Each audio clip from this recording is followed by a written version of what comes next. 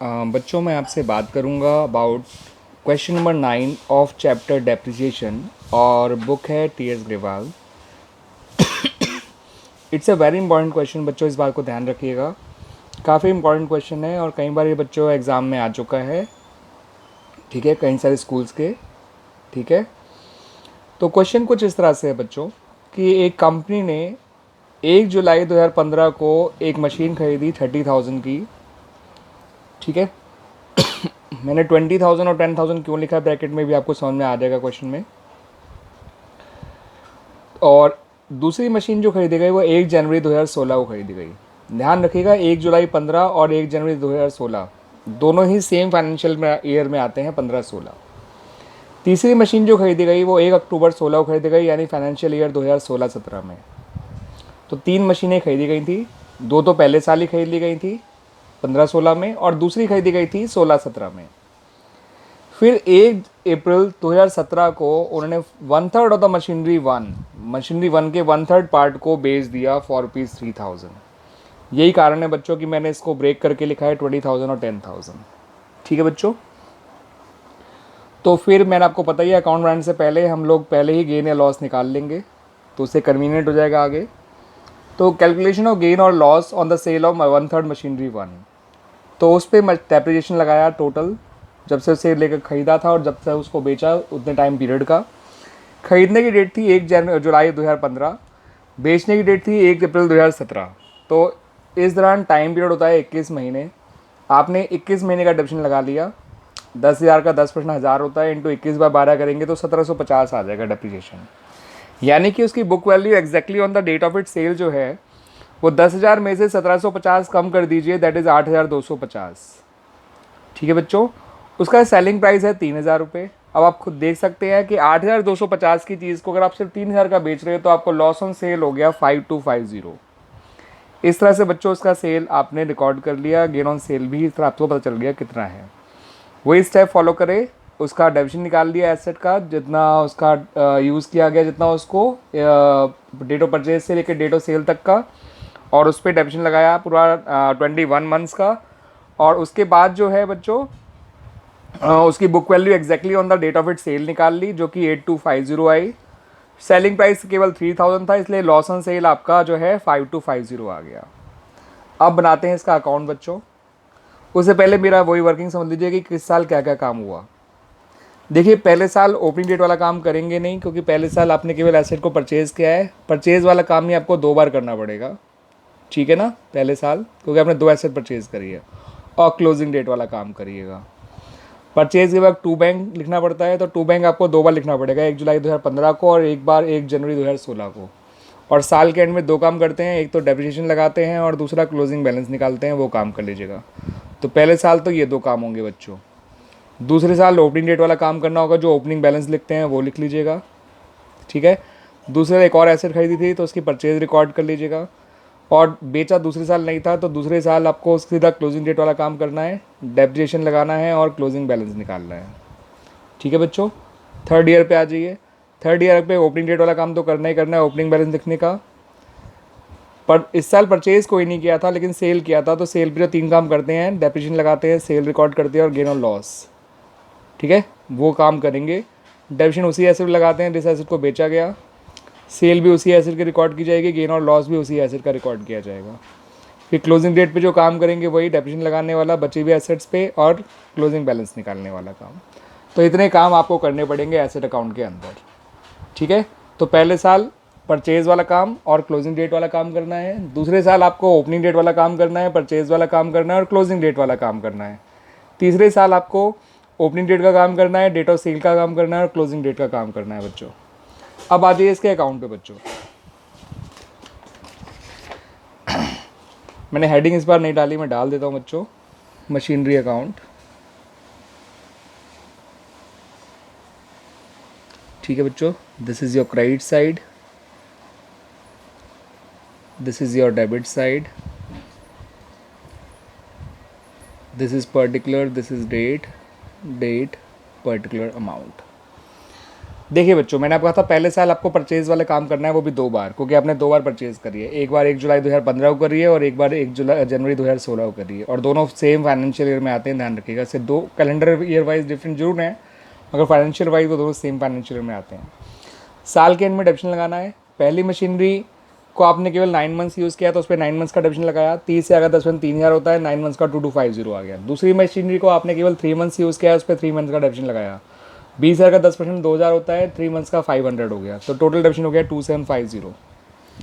ठीक है बच्चों, फिर इनके क्लोजिंग बैलेंस निकाले, इनके ओपनिंग बैलेंस में से इनके डेप्शन को माइनस कर दिया, ये निकल आया इस तरह से। पहले मशीन का आया 27750, दूसरी का आ गया 19500, और टोटल हो गया 47250। अब दूसरे साल आपको ओपनिंग डेट वाला काम करना है, क्योंकि जो पिछले साल का क्लोजिंग था वो इस साल का ओपनिंग बन गया, ये रहा आपका 47250। दूसरे साल एक और परचेज़ करी थी, उस परचेज़ को रिकॉर्ड करना है। सेल दूसरे साल भी नहीं करी थी, तो सीधा क्लोजिंग डेट वाला काम करना है। क्लोजिंग डेट पे डेप्शन लगाया जाता है।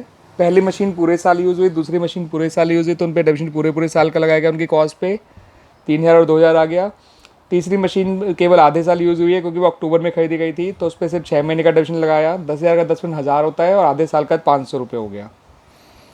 ठीक है बच्चों, तो 5500 हो गया।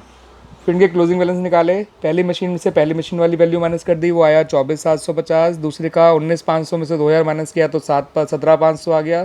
तीसरे का 10,000 में से 500 माइनस किया तो 9,500 आ गया, और क्लोजिंग बैलेंस आ गए बच्चों 51,750। तीसरे साल पे आ जाइए। तीसरे साल मैंने क्या करा है, जो फर्स्ट मशीन थी जिसकी वैल्यू 24,750 थी, उसका 2/3 और 1/3 निकाल लिया, तो 2/3 इसका है 16,500 और 1/3 है 8,250। इसलिए निकाल लिया क्योंकि पूरी मशीन को नहीं बेचा गया, केवल 1/3 पार्ट को बेचा गया, दैट्स वाई ऐसा करा मैंने।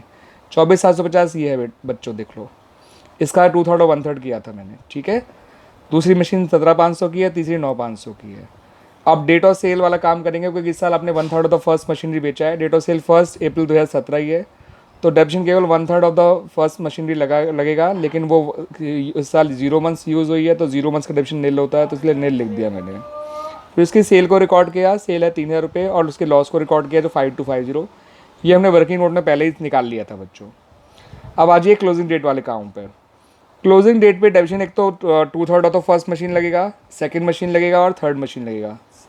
सेकंड मशीन की जो कॉस्ट है, 2/3 ऑफ द फर्स्ट मशीन की कॉस्ट है वो 20,000 है, उसका 10% 2000 हो गया, तो साल के एंड में जो डेप्शन लगा वो 2000 लगा। 2/3 of the first machine, second machine जो है वो 2000 लगा, उसकी कॉस्ट ही 20,000 थी। थर्ड मशीन पे 1000 लिखा क्योंकि इसकी कॉस्ट 10,000 थी, और तीनों पे फुल ईयर का डेप्शन लगाया गया है, तो डेप्शन हो गया टोटल 5,000।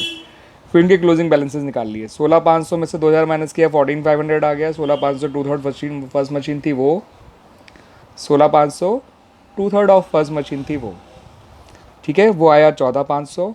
सेकंड मशीन थी आपकी 17,500, 2000 माइनस किया तो बचा 18,500, 15,500, और तीसरी थी 9,500, जिसमें से 1000 डिप्रिसिएशन का कम किया तो वो बचा 8,500। तो इस तरह से बच्चों बैलेंसेस निकल आए आपके, क्लोजिंग बैलेंसेस इनके। ठीक है, 14,500, 15,500 और 8,500, टोटल हो गया 38,500, 38,500।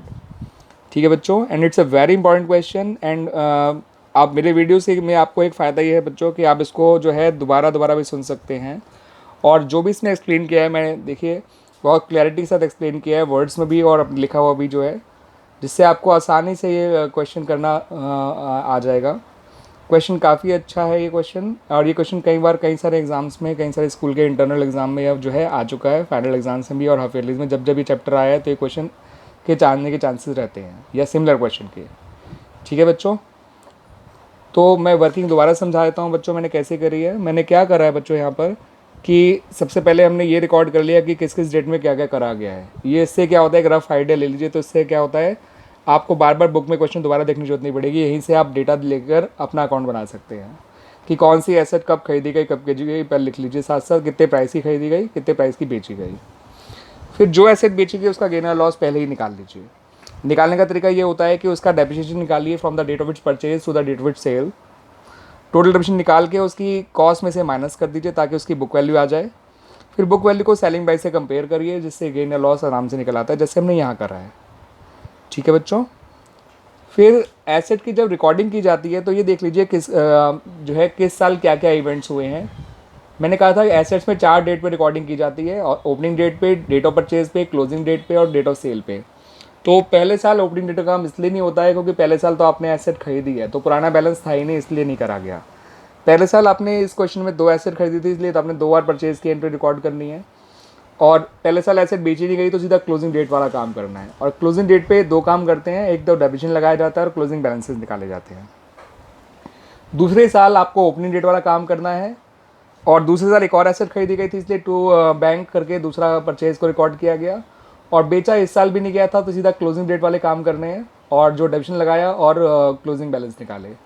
डेप्रिसिएशन के बारे में एक बात हमेशा याद रखिएगा, किसी भी एसेट पे किसी भी ईयर में उतना ही टाइम पीरियड का डेप्रिसिएशन चार्ज किया जाता है जितने टाइम पीरियड उसको यूज़ किया गया है। ठीक है बच्चों, दैट्स द रीज़न कि जब हमने दूसरे साल डेप्रिसिएशन लगाया तो फर्स्ट और सेकंड मशीन पे तो पूरे साल का लगाया, थर्ड मशीन पे केवल हाफ ईयर का लगाया। और जब फर्स्ट ईयर में डेप्रिसिएशन लगाया था तो फर्स्ट मशीन पे केवल 9 मंथ्स का लगाया था और सेकंड मशीन पे केवल 3 मंथ्स का लगाया था। ठीक है बच्चों, थर्ड ईयर में आपको ओपनिंग डेट वाला काम तो करना ही करना है। थर्ड ईयर में आपने कोई एसेट परचेज नहीं करी थी तो आपको सिर्फ एसेट की सेल वाला डेट वाला काम करना है। और डेट ऑफ सेल पे याद रखिएगा 3 काम किए जाते हैं। डेप्रिसिएशन लिखा जाता है ऑफ द सोल्ड एसेट, जो कि फिलहाल 0 आया था बिकॉज उस एसेट को इस बार आपने जो है 0 मंथ्स के लिए यूज़ किया, दैट्स वाई। फिर उसकी सेल को रिकॉर्ड किया और उसके लॉस को रिकॉर्ड किया। गेन होता तो फिर वो डेबिट साइड आया था। ठीक है, और क्लोजिंग डेट पे आपको डेप्रिसिएशन लगाना है बची हुई एसेट्स पे, और बची हुई एसेट्स क्योंकि सारी पुरानी एसेट्स थी सब पे 4 ईयर डेप्रिसिएशन लगा। 2/3 ऑफ मशीनरी 1 पे लगाएगा, डेप्रिसिएशन 2000 आया क्योंकि 2/3 की कॉस्ट 20,000 थी, 10% 2000 होता है इसलिए।